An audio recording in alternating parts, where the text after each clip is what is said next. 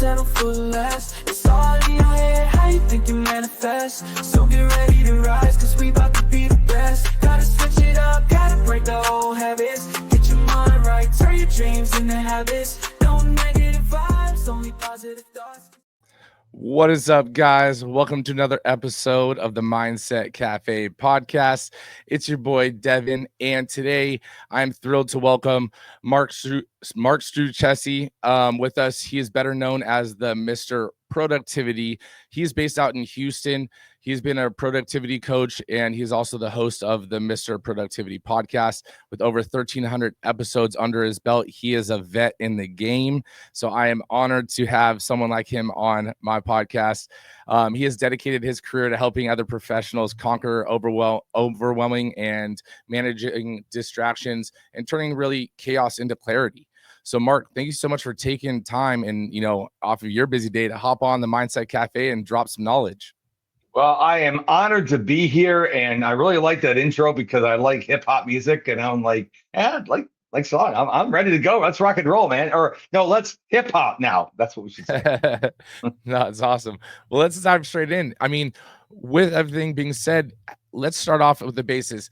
Your nickname being Mr. Productivity, which is a quite memorable, nickname. How did you earn that title, or how did you get that nickname, and what inspired your journey into being a productivity coach? Well, really good nicknames have to come from somebody else. It's kind of weird to name yourself something. And so someone a few years ago by the name of Jeff Young on LinkedIn he actually tagged me as Mr. Productivity. And I'd never heard that before. I'm like, can I use that? Because I didn't know what the etiquette was. And he goes, sure. And so I branded everything around Mr. Productivity. And the only thing I have to be careful of when I'm on podcasts like yours or on mine, it's Mr. all spelled out, M-I-S-T-E-R. I actually branded Mr. Productivity. And my podcast is branded that way, my website, most social media platforms. Elon, if you happen to watch this podcast, I need a little more characters for X, okay? Hook me up, brother. So like on Instagram and X and all these sites, I'm Mr. Productivity, but sadly, I'm not Mr. Productivity on X because I don't have enough characters. I'm stuck at 15. So how did you get that? Or why did he give you that name on LinkedIn? Well, I've been in the productivity space, officially since January of 2011. But when I reflect on it, I'm an only child. Both my parents have passed away, but I was raised in a very structured home. And my mom and dad did not tolerate laziness at all. And so I have to thank my parents. We didn't know I was going to be Mr. Productivity down the line, but they structured my life that I am naturally gifted at being productive. As a matter of fact, it was actually a coach that saw that in me. My first coach I ever invested in. I was having a conversation, and I identify as Tigger from Winnie the Pooh, but I was having an Eeyore moment. And he says, "What's going on?" I said, "Well, I really want to teach people and train people and talk about something because I've got that passion in me, but I don't know what I should talk about." And he said, "Well, why don't you talk about being productive?" And I remember saying to him, I'm like, "Well, that's weird. Why would you say that? I mean, I don't understand." He goes, "I know a lot of people, and you are one of the most naturally gifted, productive people I know. Share that gift with the world. And the rest, they say, is history." That's awesome. So with your parents, making you or keeping you productive and stuff, was that because if you weren't doing something, you were getting into trouble? Like, how did that, kind of develop in your household? Oh, yeah. See, my parents, this is a touchy subject for a lot of people. So in my parents' house, this is I was born in 1965, so we're talking the 1970s. Corporal, not capital, corporal punishment was a thing. And I was a latchkey kid, which means I would have a key to my home. I would come home from school and I would unlock the door and I would get about my business. My parents would come home about 1.5 to 3 hours after I got home. The chores better be done correctly. My homework better be done, because if my parents came home and found that my chores were not done or were done not meeting their approval, or I was outside playing and the homework wasn't done, let's just say there would be painful consequences I would have to I won't say enjoy, but I would be subjected to. And it was a different time, but I think that's the why I am the way I am today. I'm a very respectful person. Unless you cut me off in traffic, I'm a really respectful person. No, that's awesome. I mean, I grew up in a similar manner, with my dad being, a police officer and stuff. And so it wasn't like a military based household, but it was one of those things where if you were told to do something, it better get done by the time you got home. Um, and so I get that. And I think that's one of the things where, even though it is a touchy subject, I mean, we turned out okay, Yeah, so it shouldn't be a touchy subject right. because there's a way to discipline a child. People, I think, have blown it out of proportion. And most people, from what I've seen now that I'm a father and my girls are grown up and gone, there's a way to discipline a child. And just like when you discipline your dog, you have to do it in the moment. Otherwise, they can't connect the discipline with what they did wrong. A lot of people will do it later. Well, then the kid or the dog or whatever, they can't connect it. So there are proper ways to discipline a child. And I think instead of worrying about, well, I don't think it's right. Well, first of all, keep your nose out of someone else's business. That's rule number one. If it's not your kid, just leave it alone. I know it's gonna ruffle some feathers, but if you and your spouse make a baby, that's your responsibility. It's not the nosy next door neighbor. Yes, I agree. I agree 100%. And it's one of those things where, everyone has their own way to do things, right? Just like being productive, right? We'll dive into some of that as well. But raising a kid, I have a 2-year-old, soon to be 3-year-old daughter as well.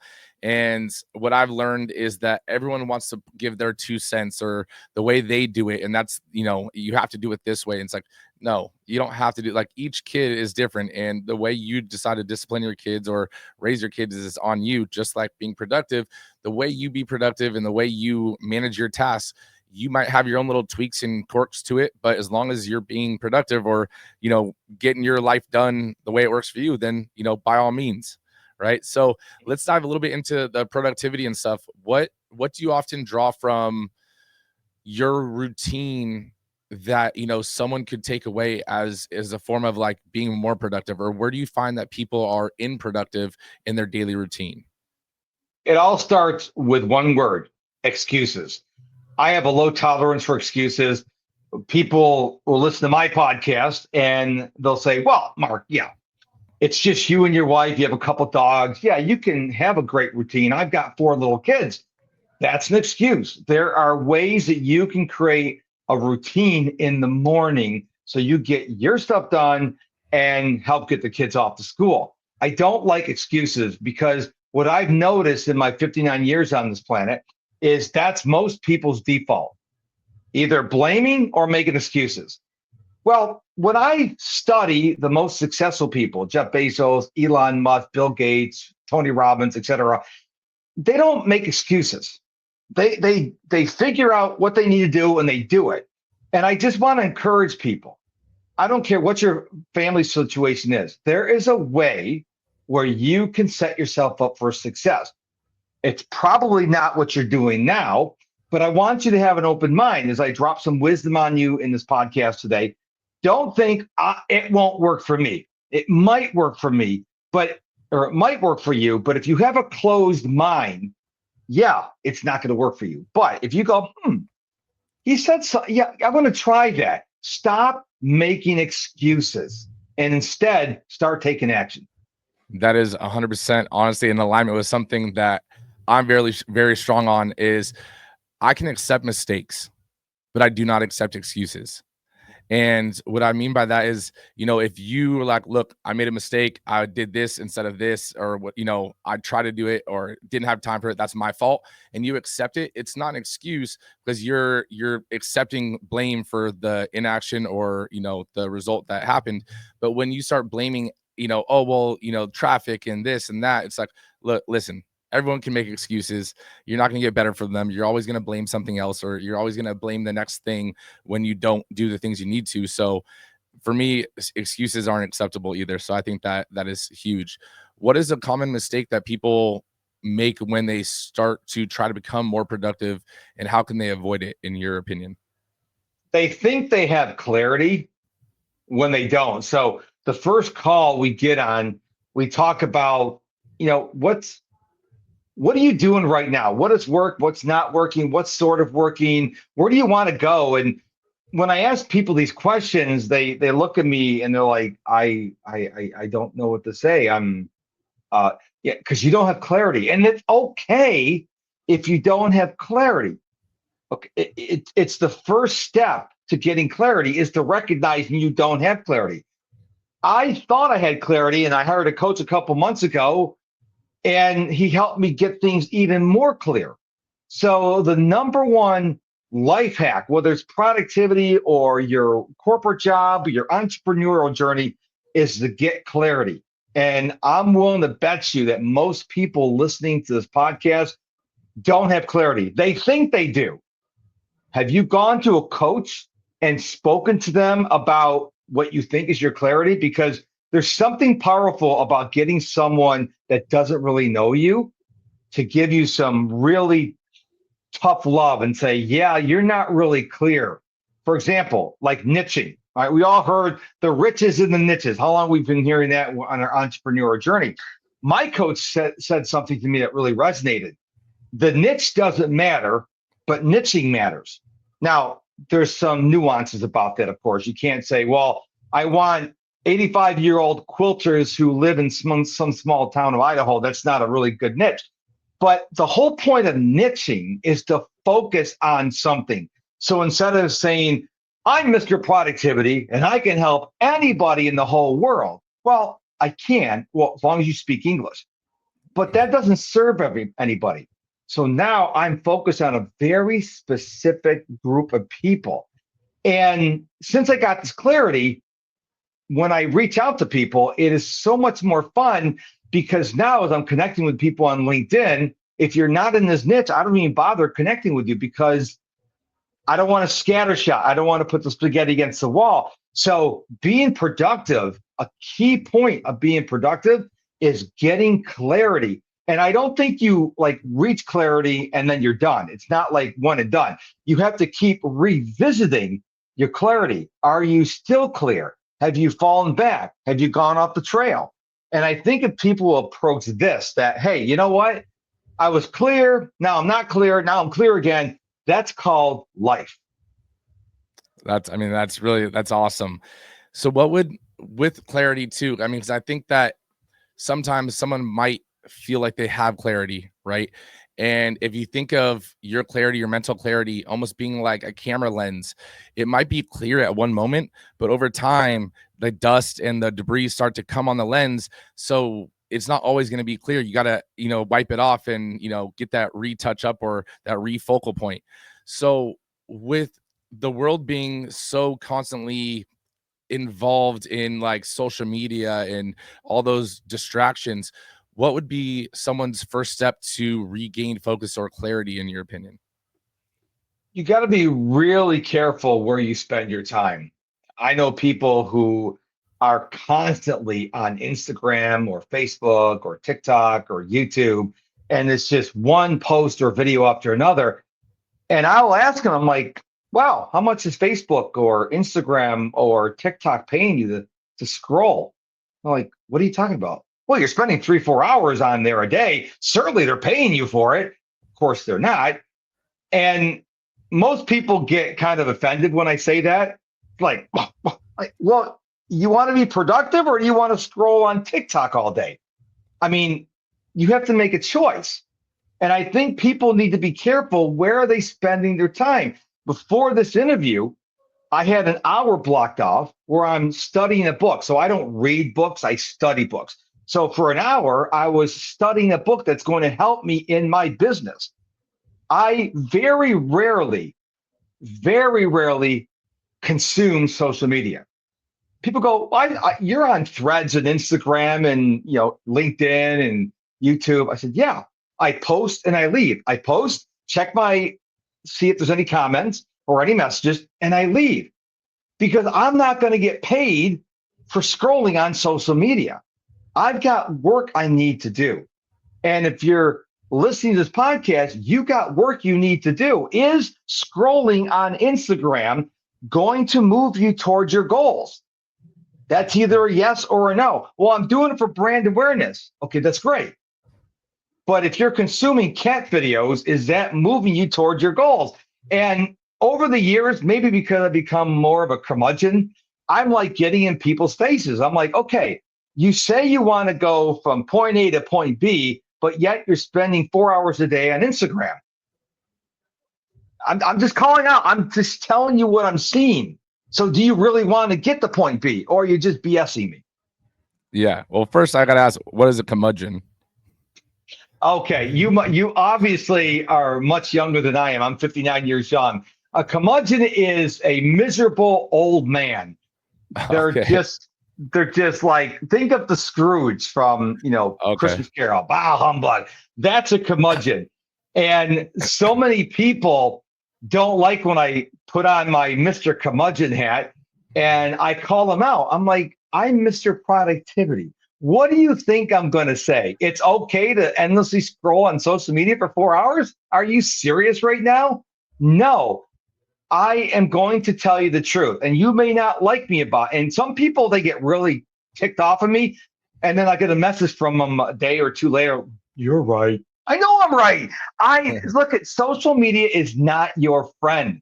Maybe you need to tattoo this on your eyelids so you see it when you close your eyes when you go to sleep at night. Social media is not your friend, but I have friends on there. It's not your friend. Text them. You don't need to be on Facebook or Instagram.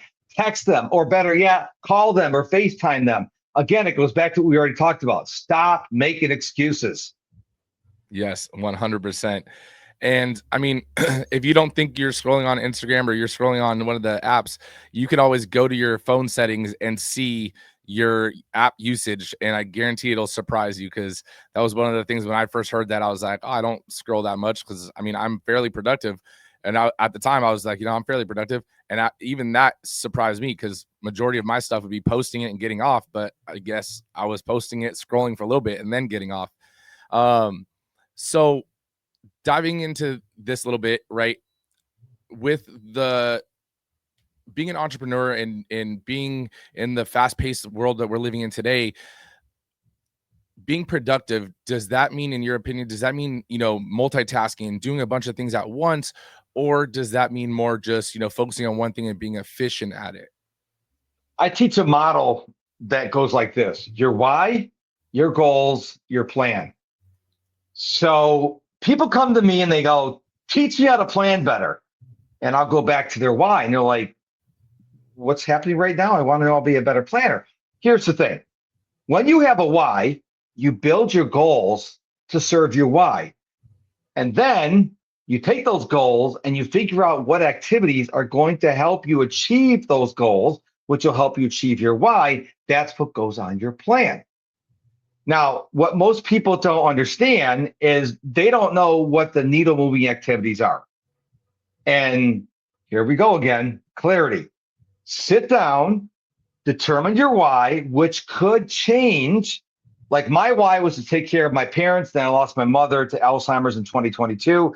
Then to take care of my father. He died unexpectedly in 2023. So my why has changed. Your why will change. Your why will be, if you have little kids, and then as they grow and get out of the house, your why will change. But you got to have a why, because you can't have goals unless you know your why. And then once you know your goals, you sit there and go, okay, what do I need to do today that is going to help me achieve my goals? Now, for me, that's spending 2 hours a day DMing people on LinkedIn and then creating content. That's what I need to do. Everyone's different. But until you get clear on your why and your goals, it's very difficult for me to tell you what you should be working on. Because again, the first call a new client and I talk about is clarity. We have to get your why reasonably in focus and then get some goals. And then I can say, based on your goals and your why, here's what I recommend you do: A, B, C, and D. Does that make sense? No, definitely. So in the world of, multitask, or in the world of productivity, do you think that multitasking is a positive or a negative? It's a negative. There's like a minuscule percentage of people in the world that can truly multitask because their brain is wired differently. Most people, yes, you can walk and chew gum at the same time, but you cannot be texting someone while scrolling on social media on your desktop and then maybe writing an email. I don't know how that would work, but we have to focus on one brain draining activity at a time. So if you're going to be on a podcast, be on a podcast. I'm not scrolling my social media. I'm not scrolling my text messages. I'm fully focused here. If you're going to be writing your book, I've studied a lot of authors. When they write, no electronics except their laptop. They're not connected to the internet. They're fully focused. So multitasking doesn't work. People think it does. It doesn't, because they'll be on the phone, they'll be texting someone, they'll hang up the phone, and they're like, oh my gosh, what did I just text? And they go back and they found out that half the text they just sent to someone was what they were saying to the person on the call, because their brain is like, oh, they're thinking this thought and I'm going to start typing. And they're like, oh my goodness. So it can be embarrassment if a best case scenario, or you could be saying something embarrassing. You may be, maybe you're on your phone with the doctor, for example, and now you're texting your friend and you're texting them what you just told your friend in confidence. So you cannot multitask. Multitasking is a myth. Stay on one thing. And if you have to switch tasks, bring that first task or project to some sense of a close, then move on to the next one. Your brain is still going to think about the first task, but if you bring it to some kind of closure and you can get back to it later, you're going to be much more productive. No, I like that a lot. And I think that's actually a really big knowledge nugget for you listeners to take away. Believe me, I say that I multitask, but I say I try not to multitask, but I'm not multitasking. My brain is just ADD'd all over the place, and I'm just focusing on trying to get one thing done.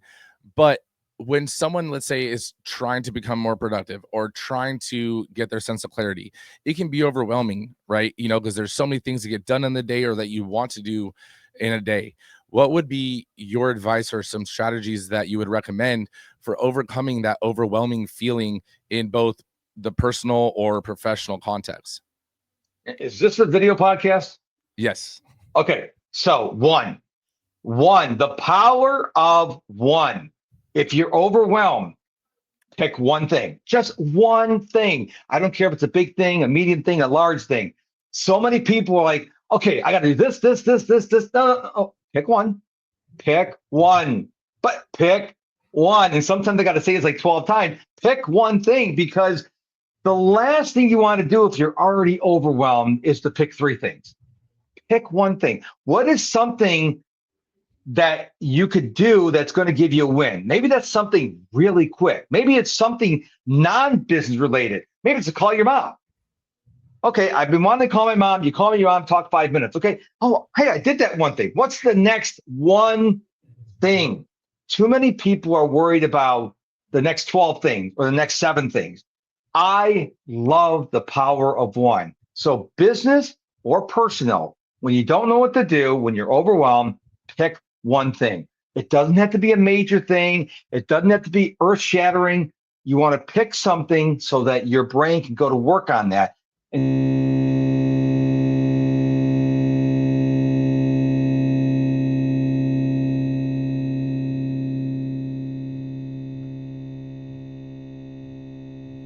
Can you hear me?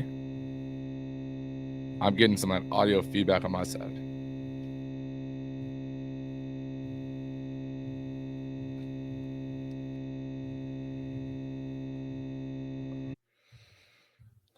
So with those though that start to, because becoming overwhelmed, I know picking one thing is easy to do, and the power of one, I agree, is so strong.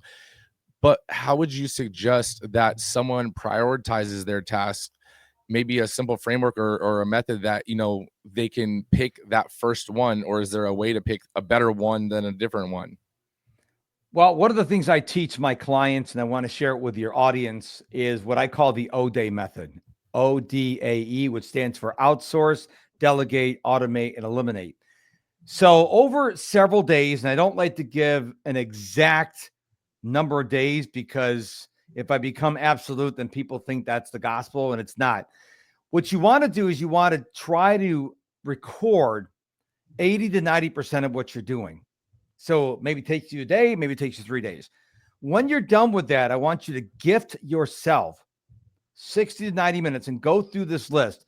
Identify anything that can be outsourced, then go outsource it. Anything can be delegated, go out and delegate it. Now, delegation and outsourcing are kind of gray. They kind of mix together. Automation, we live in the age of automation. And then eliminating anything that you're doing and you don't know why you're doing it, stop it. Once you outsource, delegate, and automate everything you can, and then eliminate the other stuff, you're going to be left with a lot less things to do.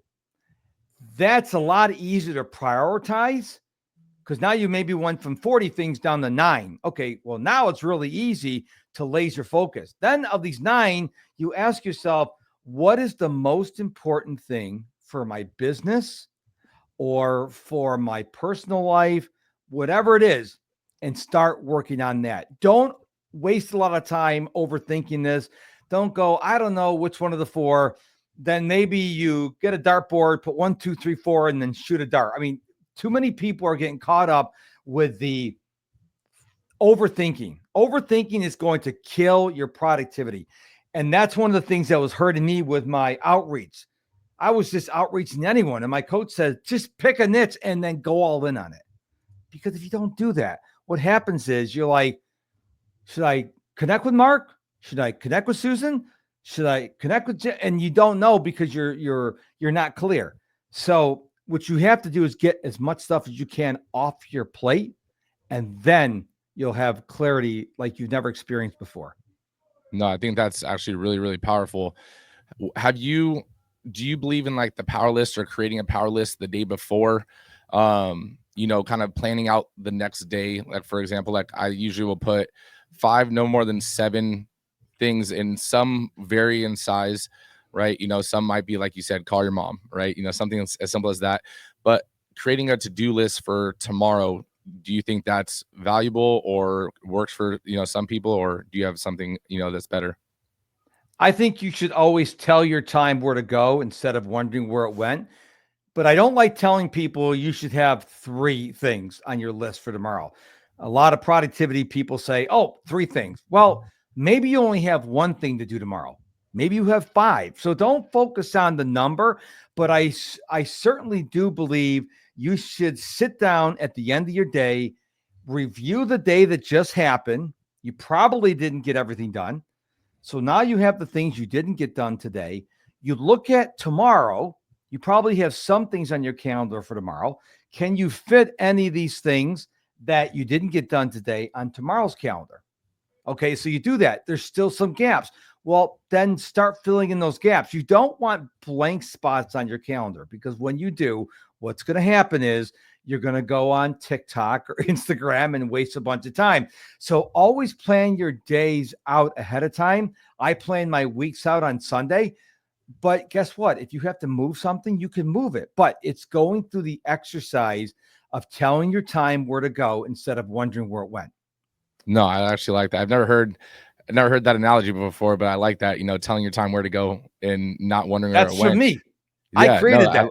I like that though, because it's so true. Because what I've found over the years too, from being a business owner and, growing a business, if I didn't plan out my day or my week to a degree, and I think I started off with doing, I think I heard it from like Andy Frisella, doing the power list, which is 5 things and so forth. And I started it that way, but it did end up adapting where some days it's 1, some days it's 7, right? Depending on like the size of the task, right? If you're going to rebuild your website, that's going to take probably 2 days, if not more, right? So you can't do 5 things necessarily that day, but as long as you're getting what you planned to do done. And if you don't, that's fine, as long as you continued on another day as well, right? And still get it done. So I think that is really, really key on that. But if you don't plan at all, then one, you procrastinate to get anything started because you don't know where to start or have any like foundation. And then you're trying to think about it and you're scrolling and all of a sudden 5 hours goes by, right? So I think that's so awesome. What is your thoughts on, have you ever read the book or heard about the book, Eat the Frog? Oh, of course. So what are your thoughts on, eating the frog, doing the biggest task as the first task of the day? Listen, I know Brian Tracy is a juggernaut in the space of personal development, but I have a slight issue with eating the frog first thing in the day. If mornings are your prime time, like for me, I get up between 4:30 and 5. Mornings are my prime time. It makes sense for me. But if you need 3 to 4 hours to get your engine going, like the little engine that could, a kid's book, maybe you read, or I certainly read, then I would do the most important thing, eating that frog later in the day, because the thing you don't want to do is you don't want to do the stuff that you don't want to do when you're not feeling it, because you don't want to do it. And now if you may do a crappier job if you're not in the headspace. So I always put an asterisk next to that and say, if morning is your day, fine, but maybe you get up at 6, but you don't start really working until 10. Then do it at 10 o'clock. There's a little idiosyncrasy, but that's what I'd live by. No, I actually like that too. Because I mean, even for me, like, I read the book and I've actually, followed some of his stuff. And for me personally, I need a warm-up task or two, to get my brain going. And sometimes that's even just reading, right? Read a little bit. And I'm similar to you in the sense of, like, I don't read books to read books. Like, I study books and I'll reread books, and all my books have little tablets on the side, so I can flip to them and stuff. But for me, that's almost like just like a workout, right? That's my warm up, right? And then once my brain is firing at all cylinders, then I'll go for the task. But if I try to go in already kind of still groggy and I'm just going through the motions, it's not going to be my best effort, right? So I like that you said that a lot. How do you feel about time blocking? Because I know time blocking in the entrepreneurial space is one of those big things everyone's talking about. And for those that don't really know it, maybe explain what time blocking is a little bit. Time blocking is, wait for it, telling your time where to go instead of wondering where it went. You sit down at the end of the day and you actually plan your day tomorrow. So, for example, Monday through Friday, 8 a.m. to 10 a.m. for me, it says LinkedIn. That's what I do. My butt is in the chair. I am DMing people on LinkedIn. I'm having conversations on LinkedIn. That's what I'm doing. I don't do anything else from 8 until 10. That's called time blocking. Now, let's say somebody really, really, really wanted me on their show at 8 o'clock in the morning. I would make a judgment call on that. And if that's true, then I would move that block. I wouldn't eliminate it. I would move it down. So let's say, hey, can you do an interview from 8 till 9? Then I would move that block from 9 to 11, because what usually happens more often than not, because my mornings are for LinkedIn and personal development, I would move that study time to the afternoon block where there's available. So there is some movement in my calendar, but I think it's really important that you think about your day. This isn't the 10 commandments. You can move things around. Now, I couldn't move this around because it's your podcast. Okay. But I can move my study time around, my LinkedIn time around, content creation time. I still put that on my calendar so I don't have a blank spot and go, well, I think I'll just go to Instagram now. Oh, content creation. So I plan my days from 8 a.m. to 4 p.m. That's my work day. And then I'm free and I'm done. So I think it's really important that people exercise the power of time blocking. No, that's so awesome. And I think that's so crucial. So now a second part to that question, with being productive and staying productive, right? And, time blocking and everything, do you allow yourself, or do you recommend that people time block essentially for rest or recovery or downtime? 100%. So I will not go from interview to interview to interview, or from coaching a client to coaching a client to coaching a client. I will, after this interview, it's lunchtime. So I will go cook myself some lunch and I'll sit down and have lunch. I take a full hour for lunch because I've been up since 4:30 in the morning. I've been working. So now I take a full hour for lunch. I usually watch a replay of some sporting event, and I got some things to do this afternoon. One of the things, I'm a one sport guy. I only watch European football. It's the only sport I watch. And most of their games are on the weekend, but when they're playing in the tournament, they're on during the day. Now, 8 o'clock in England is 2 o'clock here in Houston. So I will actually watch that game from 2 to 4, which drives people crazy. Oh, how's that being productive, Mr. Productivity? I'm like, well, first of all, I've been up since 4:30, 5 o'clock. I've already worked from 5 until 2. So I've already put a full work day in anyways. Second of all, I believe when you do things that are joyful, it makes you more productive. I don't mean scrolling on Instagram for 4 hours. That's not what I'm talking about. For me, I sit down and watch a soccer match. That's what I love to do. It brings me joy.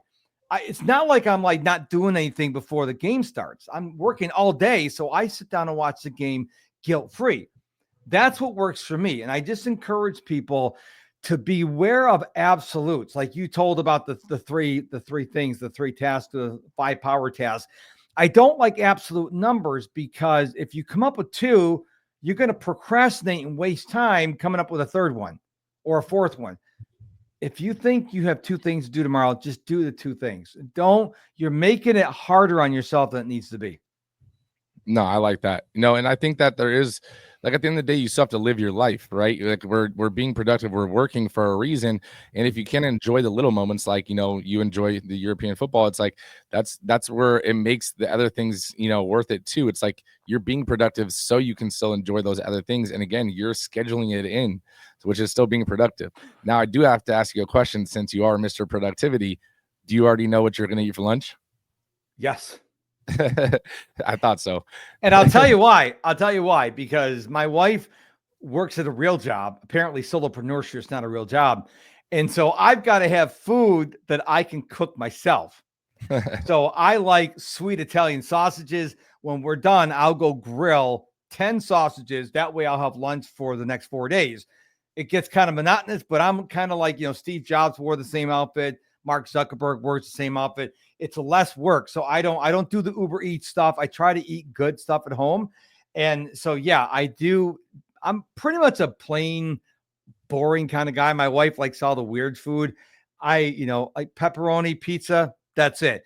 Burger and fries, steak and potatoes. That I'm like a really boring kind of guy. And my parents weren't like that. It's just, I don't have to think about it. So I'll cook all 10 sausages and I got lunch for the rest of the week. And I don't have to think about what I'm going to have the next 3 days.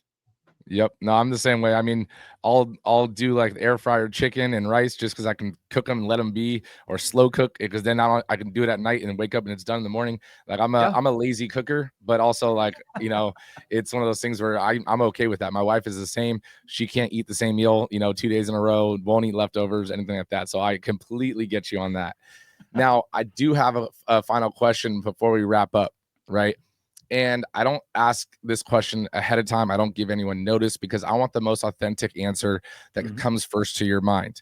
Now, with 1,300 episodes under your belt, right, with the years of experience of being productive and from running a business, running a podcast, whatever the case may be, what would be your one message that you would put on your legacy wall, Mark's legacy wall, for basically the younger generations to come? 2 words: have fun. Too many people are taking life way too seriously. They don't have joy in their face because they're like human robots. They're going to the job and they're going in early and working through lunch and staying late and going on the weekends. We have one shot at this thing called life. So have fun. When people say, hey, I'm thinking about starting a podcast, any advice? Do it, not for the money, but to have fun. You're going to be on social media. Have fun. You're going to write a newsletter. Have fun. Because if you're making things boring, first of all, you're not going to do them very long. You're going to get bored of it. So I would just tell people, I would tell my younger self, I go back in time, hey, have more fun in your life. Because people who have fun tend to be more productive than the boring people. No, that's awesome. That it is so true. That it's so simple, but sometimes the simplest things are the truths that we overlook, and we look for these deep, rooted values in these poems of a message. And it's like, sometimes just, hey, have fun, so that's awesome. So guys, if you guys would be so kind enough to make sure you share this episode with a friend, give us that 5-star review, Make sure you guys follow Mr. Productivity. Remember, Mr. is fully spelled out, MISTER, Productivity, on pretty much every social media platform except. But I have a X. gift for your listeners, by the way. Okay. Yeah. What If is they it? go to my website, Mrproductivitycom, remember, like he just said, MISTER, Mrproductivity.com. The first thing you see at the top of my page is what I want you to do. It's my gift to you. I'm not going to tell you what it is. I want you to go to my website, because if I tell you what it is, you're going to start rationalizing it. Just go to my website and take action, or don't. It's up to you. I'm here to help you. And if you want my help, go to my website, see what the first thing on the website is. Unless you're listening to this like 3 years in the future, I don't know if it's still going to be there, but for right now, it's there. And I'll make sure to put his website right at the top of the show notes, guys. So go check it out, see what the surprise is, take action.